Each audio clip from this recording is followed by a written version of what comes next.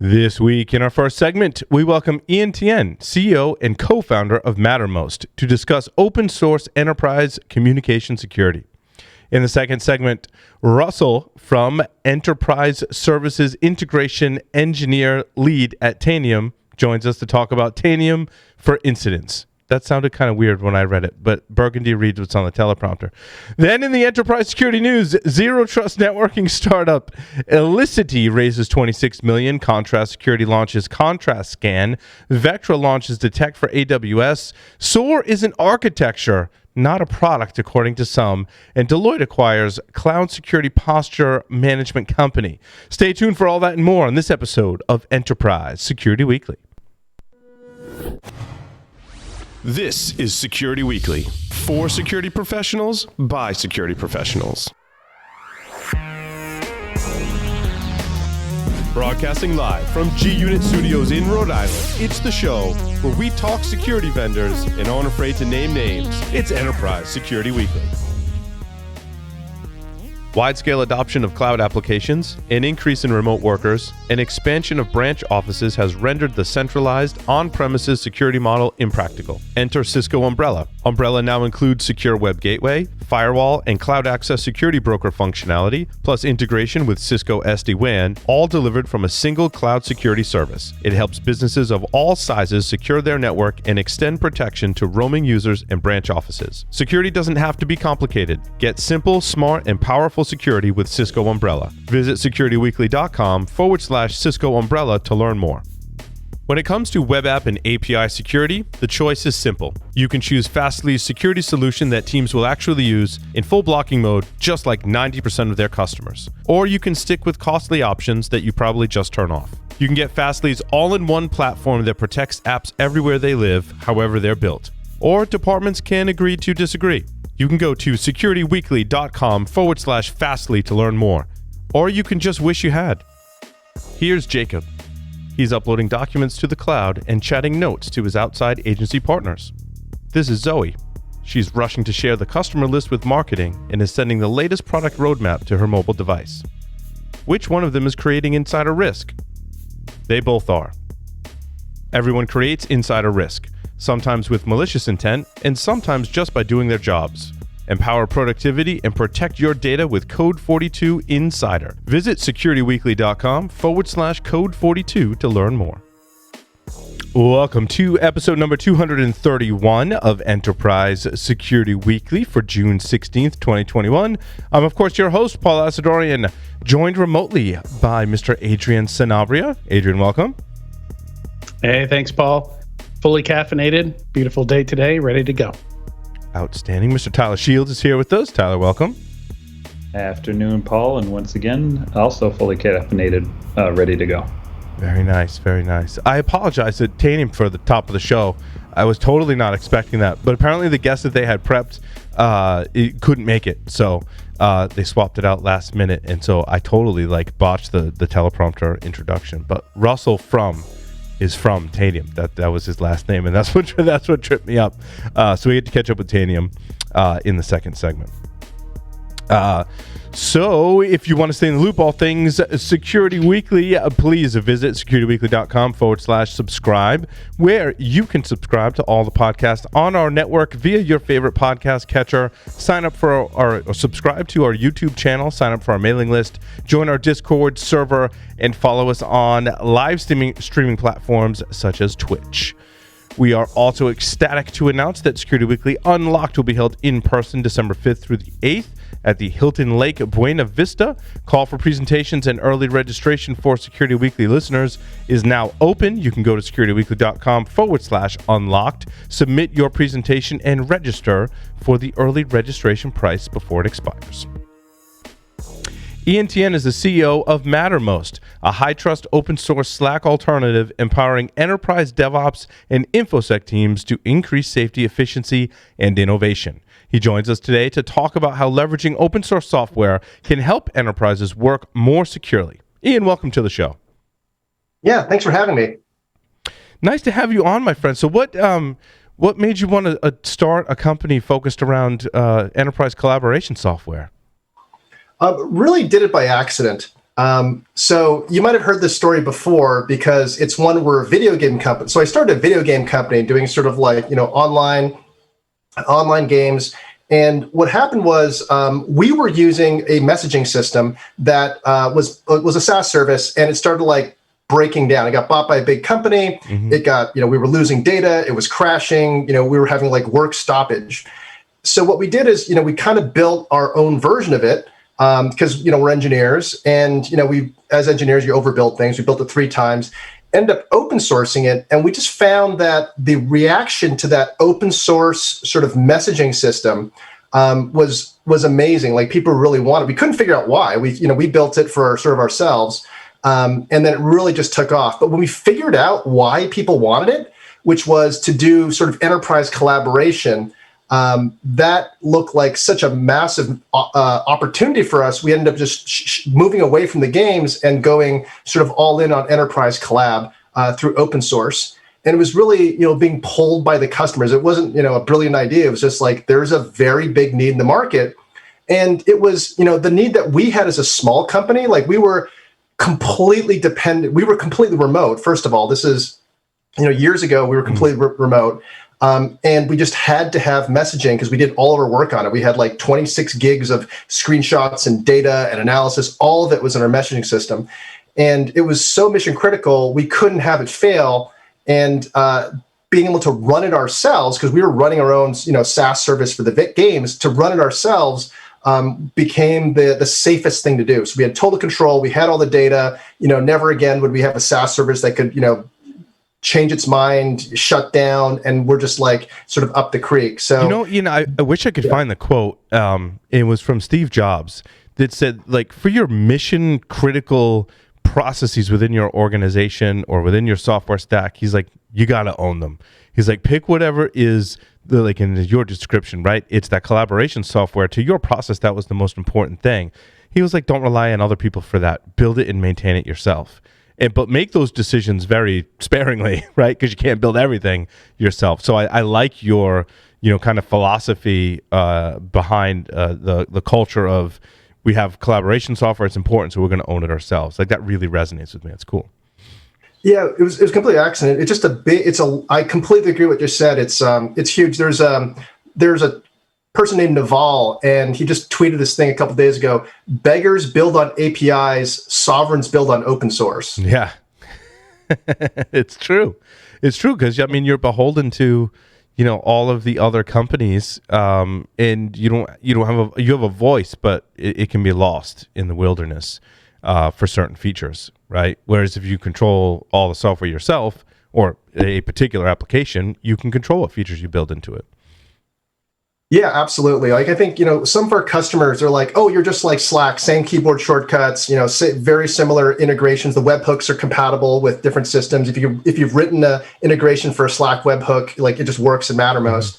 And we've kind of got the moniker of sort of Slack for paranoid people. Yeah, yeah. And it's like, you've got the full source code, you control all your data, whether you're paranoid about outages or privacy or those other things, like, hey, this is something you can totally control. And for a lot of, there's, different approaches to managing systems. And there's one where it's just, I want to control everything. And completely agree with what you said. You got to be sparing and choosy about which ones you have in your total control. Because that is a responsibility, but there's a very large segment of the market where that's critically important, and that's the market that Mattermost is in.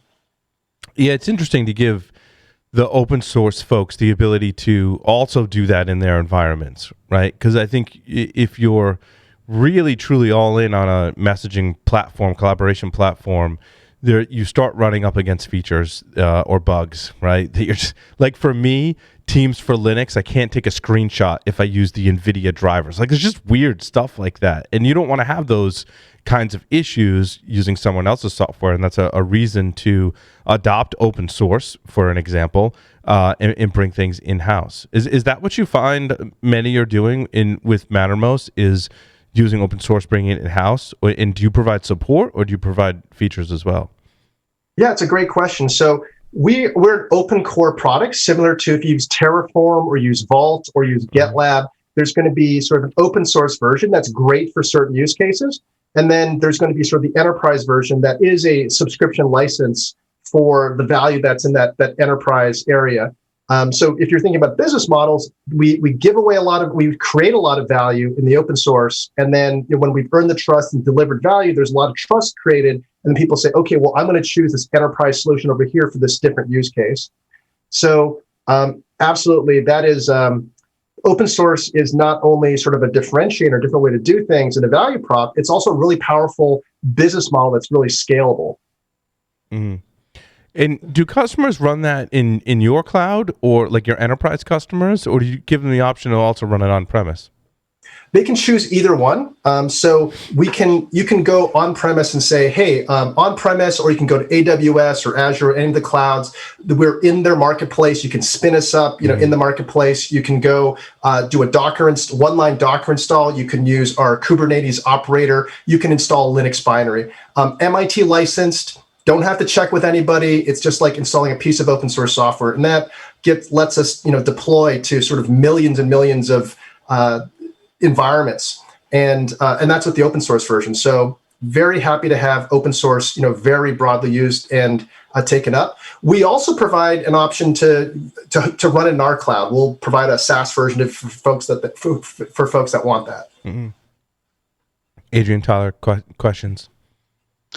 Yeah, I noticed you also have a incident collaboration option there, which I think we've seen a lot of people think of Slack as like a replacement for email and internal communications, but then you see a lot of newer companies, DevOps shops, using it for chat ops, and like a lot of operational stuff goes on in Slack. So it looks like, or those kinds of tools. So it looks like you're kind of taking advantage of that and kind of, doubling down on that use case.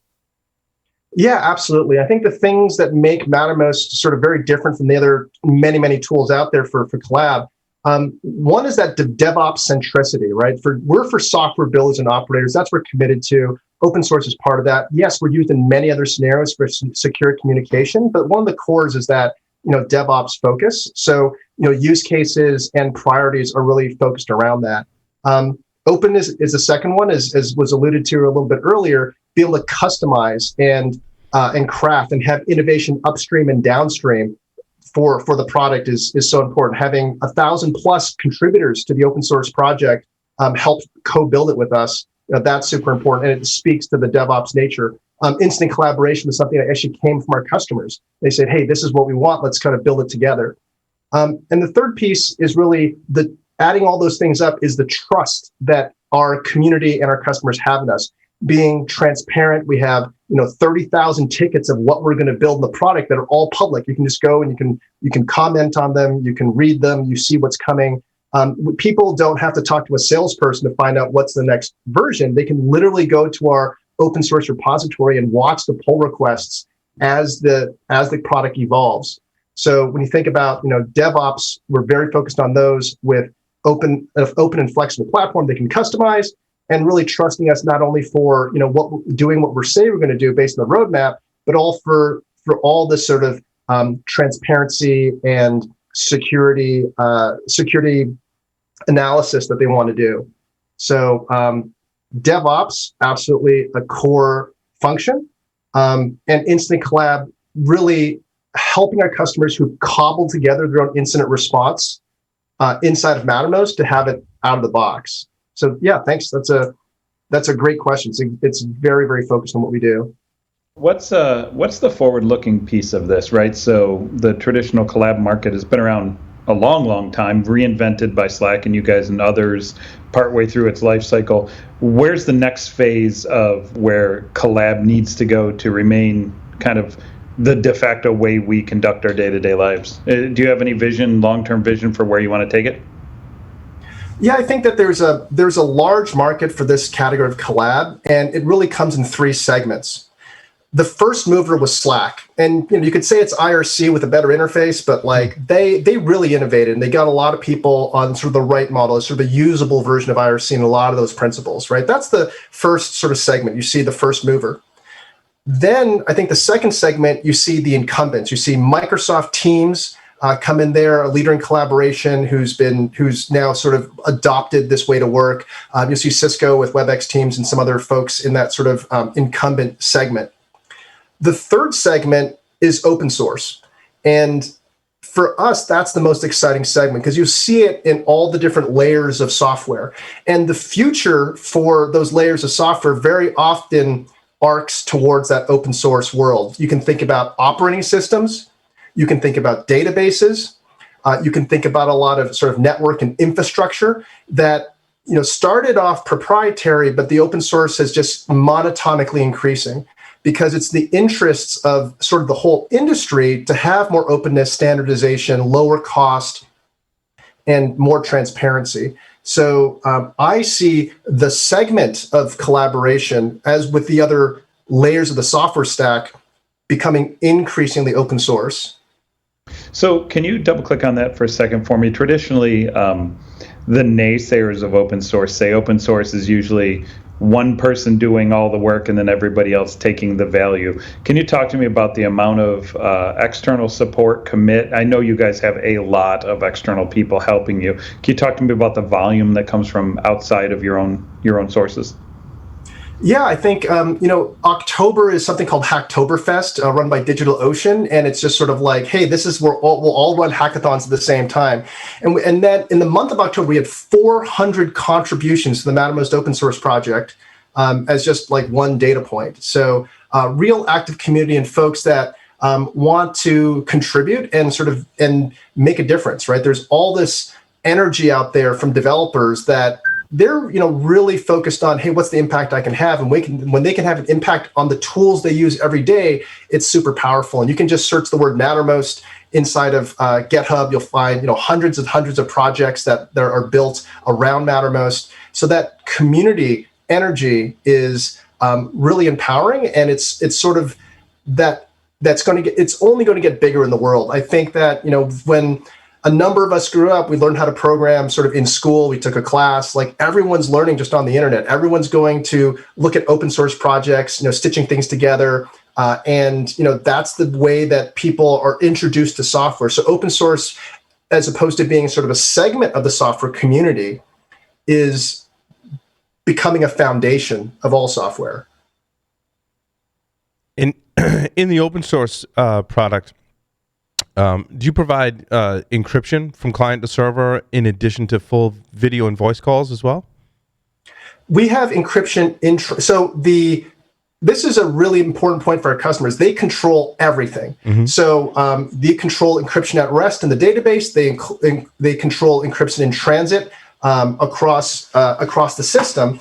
Our customers, because they're highly regulated, want to actually funnel sometimes the open source, the messaging into an archiving tool or a different reporting tool. So they've got complete control.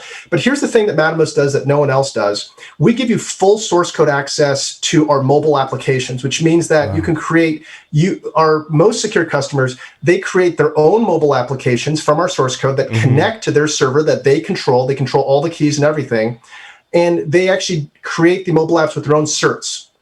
And last piece, when they do a push notification to that mobile application, it's in the enterprise version, it's ID only. So you will only post the ID. The Google and Apple for Android and iOS that relay those notifications only ever see the ID, and only on the client does it actually pass the information up. So it is the only fully private communication solution. That's amazing. And it does voice and video? So we don't have native voice and video. We work with, you can use Jitsi, which is a self-hosted example that we integrate with. We also integrate with Zoom. So we're sort of voice and video platform agnostic. I gotcha. Yeah, there's so many other platforms that do voice and video. I was actually surprised when I saw that in Slack that you could do voice and video calls. I was like, oh, I didn't even know it had that feature in there. But yeah, Jitsi's really great. Actually, pretty comparable use case for I want to control all of my collaboration and communications. Jitsi's a nice one because it takes that control back from the SaaS providers. Yeah, it's super. It's a wonderful project. I think they've done a fantastic job. I think Jitsi for folks is really best in class. Emil, the founder, is amazing. He hangs out with our CTO, and we do hackathons and blog and podcasts. Really great guy, really amazing project. That's really cool. Do you find that people have a tough time justifying open source in their respective environments in the enterprise? Is that still an issue? Like if I went to my management, I said, I want to do Mattermost because it's open source and we really need that control to be secure and reliable. There's some pushback there, right? I think if it's an unsupported, so that's a great question. I would say that unsupported open source for a lot of these enterprises is not okay because you don't know, there's no, like, what is the security vetting? Who is accountable for this? So this open core model that you see with HashiCorp, with GitLab, with Mattermost is really saying, hey, you get the best of both worlds. You get full source code access, you get transparency, and you've got a commercial company standing behind it that has an enterprise version and is building a business around it. So Mattermost, we've raised $70 million to build a business around the enterprise version of Mattermost, which is based on the open source. So the enterprise version includes the open source version plus the enterprise features. It is considered commercial software that an enterprise can buy from Mattermost on a subscription. We'll fill out the master services agreement. We'll go through the compliance checks. And if you're in the U.S. federal government, you can buy us from Carasoft, the main, biggest reseller into public sector. We're in the GSA schedules. We have, lots of procurement and certification standards that we're meeting. So we're a real vendor.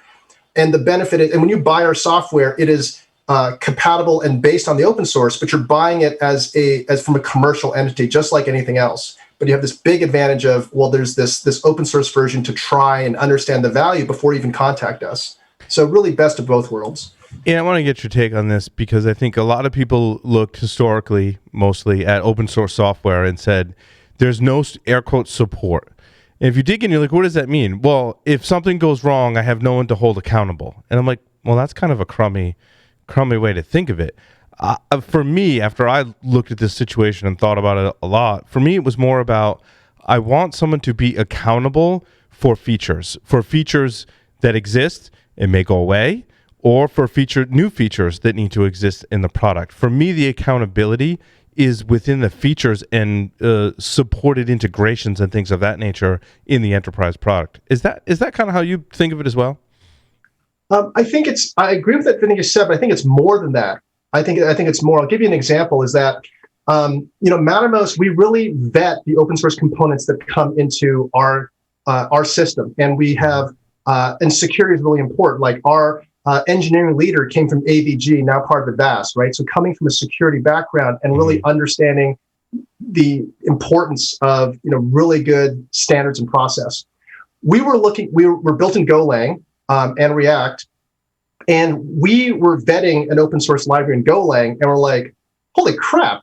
There's a vulnerability," and the vulnerability was in the XML parser.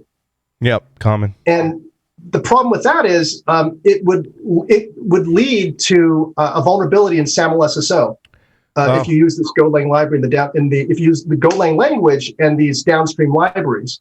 Because the semantics of the XML payload that came back was not guaranteed.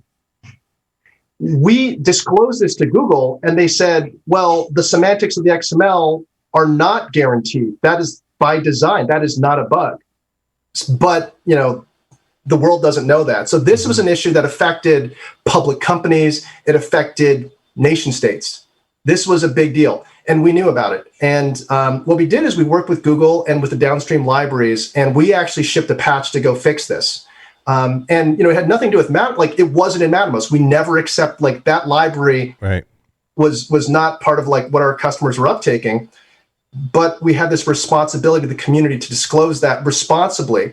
And we decided to do the work, do the patch, show them how to fix it, and even communicate with very important companies so that the world would be safe. So when you think about the commitment to open source from this new generation of companies that not only deliver open source software to the world and stand behind it as an enterprise product, but we also have responsibility to the broader community on responsibly disclosing what we find. So I think I think what you said was very accurate in terms of what you like to pay for. But I'd like to say is there's a new generation of open source companies that have a broader responsibility. Yeah, no, I agree. I like that added benefit that, I mean, when you get down in the technical weeds, having people, like paying people and having people on staff to look at source code, whether it's C or Golang, and determine if there are vulnerabilities, it's usually a pretty highly skilled person, right? And someone that maybe in the open source community will dedicate some of their time to doing that, but they really need a commercial company behind it to really do that work in a meaningful and purposeful way, in a consistent way. And I think that is one of the benefits of having commercial companies behind it, is you're looking out for not just vulnerabilities in your own code, but downstream libraries as well that might be open source. Yeah, I think that's completely right. And there's a category of customers that we serve that really just want, Slack for paranoid people. They're like, This is the most sensitive information in our company. We're not sharing email, but we have to communicate. We're all remote. There's no way to share this otherwise. And it's a way to share confidential information first party.